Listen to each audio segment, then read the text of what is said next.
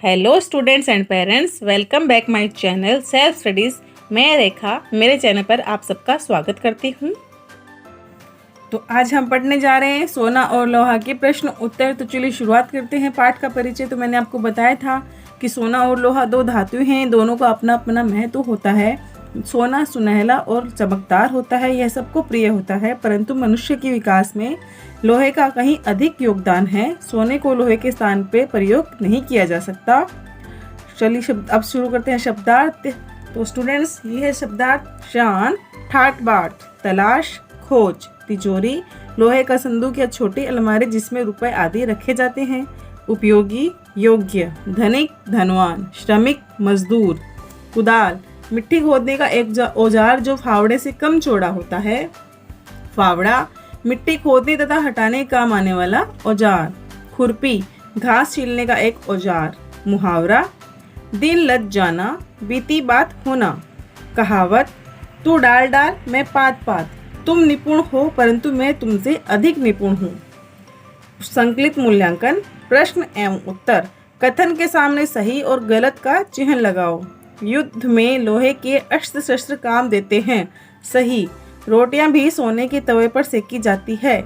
गलत। श्रम में ही जीवन की सफलता है। सही। जो काम करेंगे उन्हीं का सम्मान नहीं होगा। गलत। निम्नलिखित प्रश्नों के उत्तर एक एक वाक्य में लिखिए। सोने में कौन सी चीजें बनाई जाती है? उत्तर, सोने से अंगूठी, माला, बाली आदि बनाई जाती है। 10 ग्राम सोने का मूल्य क्या है? उत्तर, 10 ग्राम सोने का मूल्य 25,000 रुपये है। 1 किलो लोहे का मूल्य क्या है? उत्तर, 1 किलो लोहे का मूल्य 25 से 30 रुपये है। लोहे पर किसकी रक्षा का भार है? उत्तर, लोहे पर सोने की रक्षा का भार है। किससे मेहनत नहीं होती? उत्तर, सोने से मेहनत नहीं होती।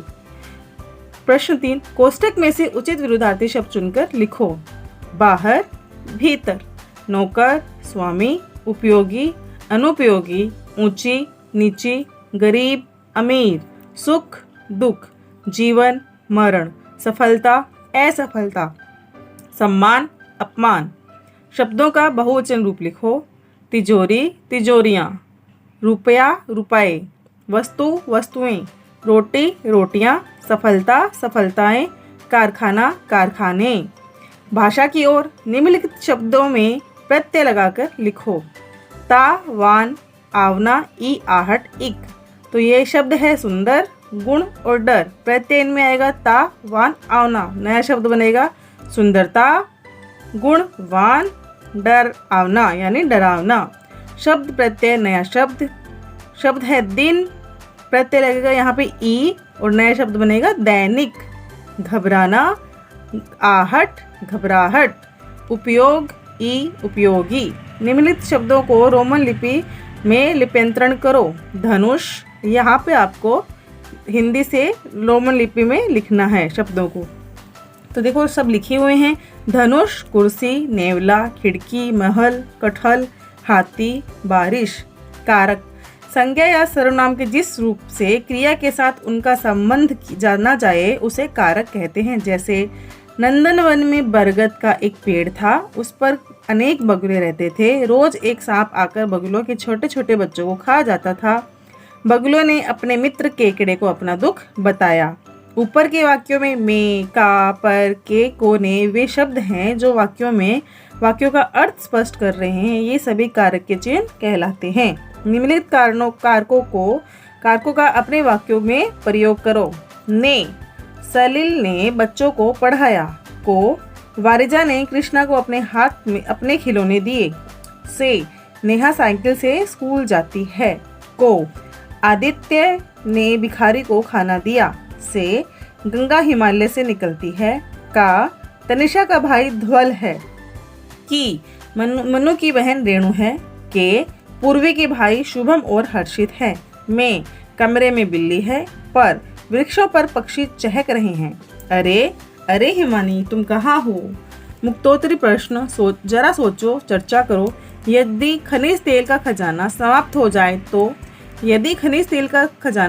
हो जाए तो संसार में साथ ही हमारे रहन सहन में बहुत बड़ा बदलाव आ जाएगा।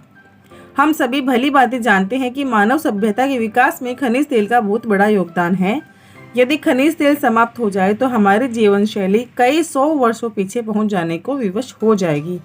सभी कल कारखाने बंद हो जाएंगे। यातायात के आधुनिक साधनों के स्थान पर गधे, खच्चर, बैलगाड़ी, घोड़ा गाड़ी, ऊंट गाड़ी, साइकिल, पैडल रिक्शा आदि का प्रयोग आवश्यक हो जाएगा।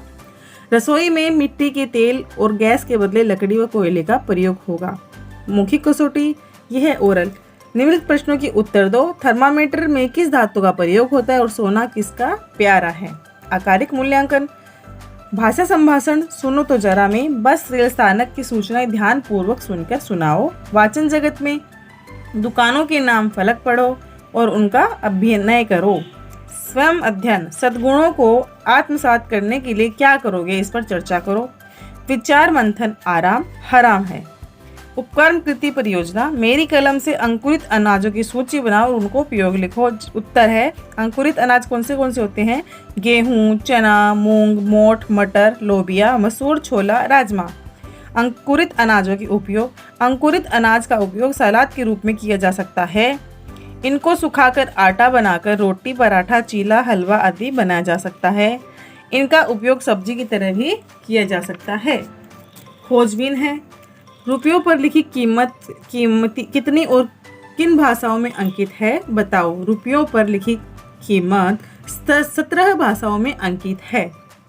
आगे की तरफ दाएं लिखी गई है हिंदी और अंग्रेजी, पीछे की तरफ लिखी गई है असमी, बंगला, गुजराती, कन्नड़, कश्मीरी, कोंकणी, मलयालम, मराठी, नेपाली, उड़िया, पंजाबी, संस्कृत, तमिल, तेलुगु और उर्दू।